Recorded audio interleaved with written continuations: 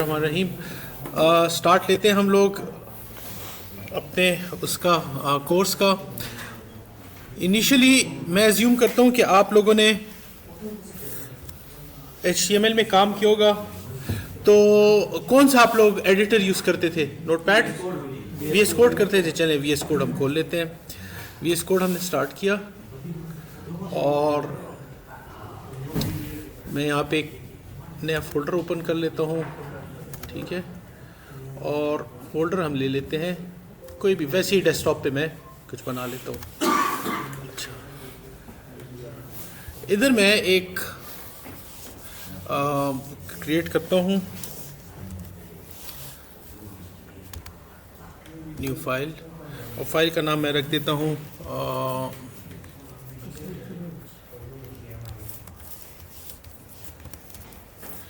यहाँ कीबोर्ड नज़र नहीं आ रहा, H का है, HT, ठीक है। test.html यार लाइट्स ऑन के मतलब कीबोर्ड रख कर बस तो दे ऑन शी, ठीक है। तो निश तमा सर कीबोर्ड, हाँ ऑन कम क्या अलता रेजोल्यूशन गड़बड़ी की। अच्छा, नज़र आ रहे हैं सबको क्लियर? अच्छा, हम ऐसे करते हैं, यहाँ पे एक HTML का छोटा सा पेज बना लेते हैं और इस पे मैं फ़िलहाल, नज़र आ रहे पीछे लड़कों को या बड़ा कर दूं? ठीक है। और इधर मैं कह देता हूँ, अच्छा इसको मैंने सेव किया है, ये मेरे पास कहाँ पे पड़ा है? ये मेरे पास पड़ा है डेस्कटॉप के ऊपर, ठीक है। तो हम आ जाते हैं डेस्कटॉप के ऊपर, ये इसको मिनिमाइज करते हैं और डेस्कटॉप पे आते हैं। ये मेरे पास टेस्ट पड़ा है। तो अगर आप देखें, हम जब इसको क्लिक करते हैं तो ये मेरे पास हेलो आ गया। आप इसी तरह रन करते थे। अब आप गौर से देखें, आपकी फाइल डायरेक्ट ब्राउज़र लोड कर रहा है हार्ड ड्राइव से, ठीक है। आपका ब्राउज़र डायरेक्टली हार्ड ड्राइव से लोड करे। हम लोग यहाँ पे कुछ और करने वाले हैं। हम क्या करने वाले हैं, चलिए इसको डिस्कस करते हैं। हमने करना क्या है कि जो जैम्प आपने इंस्टॉल किया है, ये बेसिकली क्या चीज़ है? हाँ, मुझे नज़र आ जाए कहाँ पे है कि उल्टा है। चलिए इसको ठीक करते हैं। ये हमारे पास जैम्प जो होता है, ये एक क्या होता है? Web server, right. अब वेब सर्वर क्या है? ये एक सिस्टम के अंदर एक सॉफ्टवेयर होता है, सॉफ्टवेयर होता है। बल्कि इसको मैं ज़रा सा कर देता हूँ, जगह सही नहीं है बैठने की। अच्छा जी, ये मेरे पास सॉफ्टवेयर आया, कंप्यूटर है, इसके अंदर एक सॉफ्टवेयर इंस्टॉल है जो कि हमारा होता है वेब सर्वर के नाम पे, ठीक है। अब आपको पता है नेट पे हर कंप्यूटर जो है ना, उसकी कोई ना कोई IP होगी। क्लाइंट जो होता है ब्राउज़र से, वो यहाँ पे IP देता है। ये IP आपके पास DNS सर्वर जो होते हैं नेट पे बहुत सारे पड़े होते हैं, जैसे गूगल का होता है, उसमें इस हर IP के अगेंस्ट कोई नाम होता है, ठीक है ना। तो आप यहाँ पे वो नाम देते हैं, मसलन www.3school.com। तो इसने बेसिकली यहाँ से इस नाम के अगेंस्ट IP उठाता है और नेट पे जाके इस IP को ढूंढ देता है। अब इस सिस्टम में और भी बहुत सारे प्रोग्राम पड़े होंगे। तो सॉफ्टवेयर वाइज ये सारे के सारे प्रोग्राम्स, एक IP होती है जो कि इस मशीन की लोकेशन दे रही होती है। फिर मशीन के अंदर जो होती हैं पोर्ट्स होती हैं, ठीक है, कि किस पोर्ट के ऊपर कौन सा सॉफ्टवेयर चल रहा है। आपके कंप्यूटर में देखें बहुत सारी एप्लीकेशंस चल रही होती हैं, नेट से कनेक्ट होती हैं, लेकिन किसी का डेटा एक दूसरे के साथ मिक्स नहीं हो रहा होता। क्यों? क्योंकि उन पैकेट्स के अंदर पोर्ट नंबर लिखा होता है कि इस मशीन में आके इस आपका जो पैकेट होता है उसके अंदर यहाँ पे लिखा होता है कि भाई ये मेरे पास लेट्स सपोज सोर्स IP ये है, और मैं जिस सिस्टम के जिस एप्लीकेशन से इसको रन कर रहा हूँ उसकी सोर्स पोर्ट ये है। इसको जाना डेस्टिनेशन पे इस IP पे है और डेस्टिनेशन पे इस पोर्ट को एक्सेस करना है, ठीक है।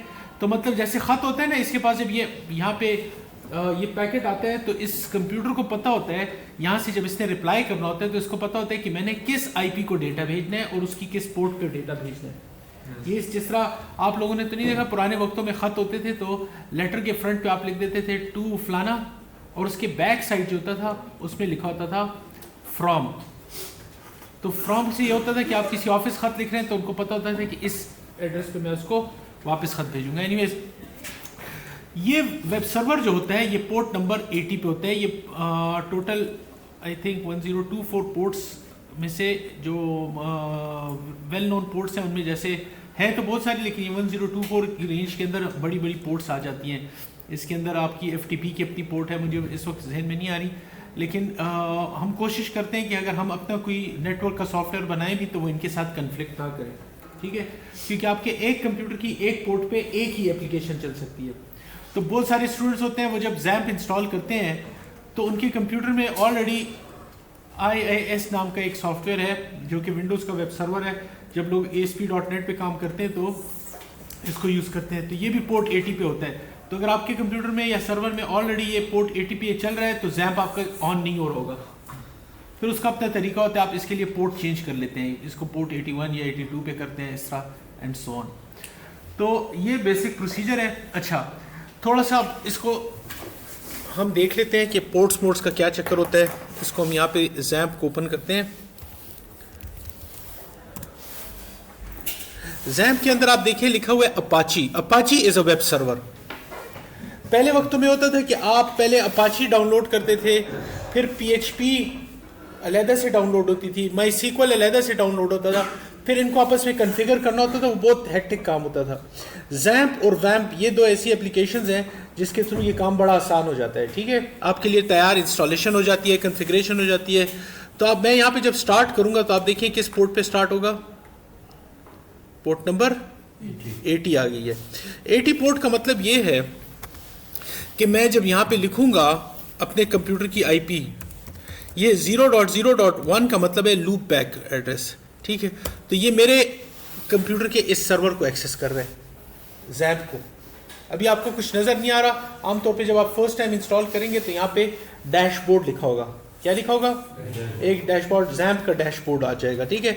इसका मतलब ये है कि आपके ब्राउज़र ने, अच्छा ब्राउज़र जो है ना, चूंकि ब्राउज़र जब भी आप यूज़ करते हैं तो किसी न किसी कंप्यूटर के वेब सर्वर पे वो एक्सेस कर रहा होता है, तो आप नहीं जानते, लेकिन पीछे पोर्ट नंबर 80 लिखा होता है, :80, ठीक है। ये बाय डिफ़ॉल्ट होता है ब्राउज़र के अंदर।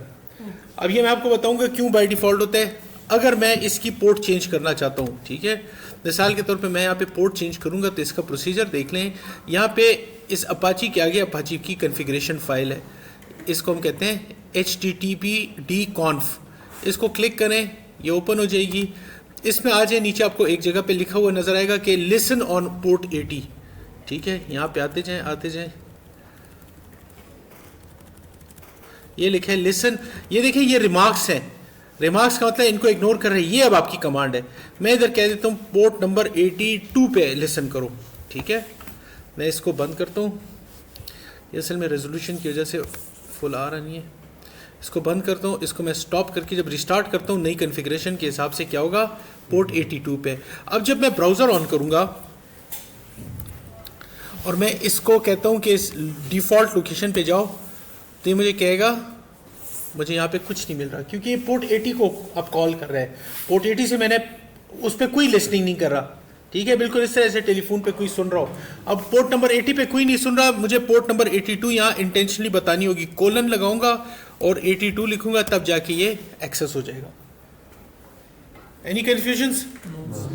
तो ये एज ए वेब डेवलपर्स आप लोगों को सबसे पहले पता होना चाहिए कि वेब सर्वर क्या होता है और इसको किस तरह से यूज़ किया जाता है, इसकी इंस्टॉलेशन में क्या मसले आ रहे होते हैं बाज़ औक़ात। अच्छा, ये अब इस तरह है कि अगर हम लोग, मैं अगर कोई स्विच ले आऊँ और यहाँ पे हम उसको ऑन करके सारे एक नेटवर्क पे अपने लैपटॉप्स को कर दें, तो फिर यही पेज आप अपने लैपटॉप से मेरे कंप्यूटर का एक्सेस कर सकते हैं।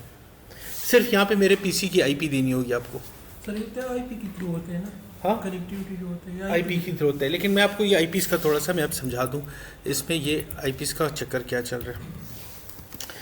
बहुत सारे स्टूडेंट्स को पता नहीं होता, इसलिए इसको हम समझाते हैं। हमें पता है हर सिस्टम की अपनी यूनिक आईपी होती है, तो अगर मेरे पास एक स्विच लगा हुआ है, ठीक है, और स्विच के साथ यहाँ पे बहुत सारे सिस्टम्स कनेक्टेड हैं, ये एक ही नेटवर्क में है, ठीक है, ये स्विच है, वाईफाई स्विच हम कर लेते हैं, ठीक है, पुराना वक्त तो ख़त्म हो गया, ये सारे एक ही उसमें पड़े। इसका मतलब है कि ये एक नेटवर्क का हिस्सा है। एक नेटवर्क का हिस्सा ये कि इनके बीच में राउटर नहीं लगा हुआ। अगर आपको बाहर की दुनिया के साथ कनेक्ट होना है तो फिर आपके पास यहाँ पे राउटर होना चाहिए ताकि वो आपके इनग्रेस आउटग्रेस कर सके।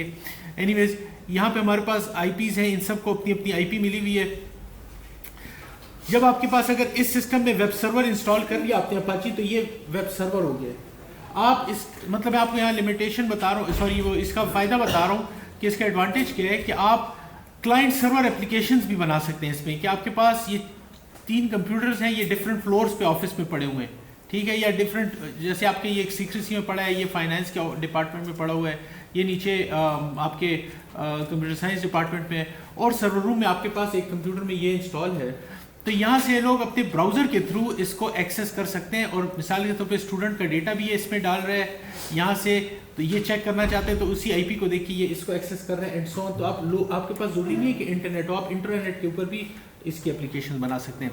अच्छा, ये आईपीज़ यूनिक होती हैं, लेकिन जब आप लिखते हैं 127.0.0.1, अगर ये आपने इस सिस्टम में लिखी, इसका मतलब है कि मेरे इसी कंप्यूटर को एक्सेस करो। इसको इसीलिए हम बोलते हैं लूप बैक। क्या बोलते हैं? और इसके लिए नाम हमारे पास होता है लोकल होस्ट, स्पेस के बगैर है। समझ आ रही है? तो लूप बैक का मतलब ये है कि ये अगर अपने आप को एक्सेस करेगा तो इसकी भी यही आईपी होगी 127.0.0.1। ये बिल्कुल इस तरह जैसे अगर इसका नाम आसिफ है, इसका नाम अकबर है और इसका नाम अली है, तो अली जब अपने आप को रेफर करेगा तो ये कहेगा मी, ये अपने आप को रेफर करेगा तो क्या कहेगा, और ये अपने आप, इसी तरह ये आपके पास एक किस्म का एक मी, ये लूप बैक है, ठीक है, अपने आप को लूप करके कॉल करवा। तो चूंकि मैं अभी आपको जो प्रैक्टिकल कराऊंगा तो मेरा जो सिस्टम है उसी सिस्टम के अंदर जैम्प भी इंस्टॉल है और मेरा ब्राउजर भी है, ब्राउजर को मैं लूप बैक एड्रेस करके इसके पास एक्सेस करूंगा, ठीक है। तो आप लोकल होस्ट भी लिख सकते हैं, आप ये भी लिख सकते हैं। बाकी आप लोग YouTube पे जाके कॉन्फ़िगरेशन में दे सकते हैं, जहाँ पे मैंने ये लिसन 80 की है, इससे ऊपर की लाइन में उन्होंने एक IP दी है। वो IP जब आप देते हैं तो होता ही है कि बाज़ औक़ात जो सर्वर्स होते हैं उनके अंदर ऐसा होता है कि आपके पास ये सर्वर है, ठीक है, सॉरी ये एक सर्वर है, तो यूजुअली ऑर्गेनाइजेशन में बाज़ औक़ात सर्वर्स के अंदर एक से ज़्यादा नेटवर्क कार्ड लगा होता है, ठीक है, मतलब इसमें नेटवर्क कार्ड 1 लगा हुआ है, ये नेटवर्क कार्ड 2, आप लोगों के लैपटॉप्स में तो एक ही होते हैं ना, तो सर्वर्स में बाज़ औक़ात 2-3 होते हैं, इस तरह भी हो सकता है। तो इसकी अपनी आईपी होगी, स्विच ने इसको अपनी आईपी दी होगी क्योंकि इन सब के कनेक्शन स्विच के साथ लगे हैं। इसकी सेपरेट आईपी होगी, इसकी सेपरेट आईपी होगी, इसकी सेपरेट आईपी होगी। तो आप अपने नोटपैड की इसकी कॉन्फ़िगरेशन में जहाँ पे आपके था ना लिसन 80, यहाँ पे आप कह सकते हैं कि इस स्पेसिफिक आईपी से पोर्ट नंबर 80 पे लिसन करो, बाकियों को इग्नोर करो। तो अगर और जगहों से डेटा आ भी रहा है तो वो इग्नोर होगा, सिर्फ उस एक आईपी के थ्रू एक्सेस हो रहा होगा, ठीक है। तो ये थोड़ी वेब सर्वर से रिलेटेड डिटेल्स थी, ये मैंने आपको बतानी थी। अब यहाँ पे जो सबसे इम्पोर्टेंट चीज़ है कि आप लोग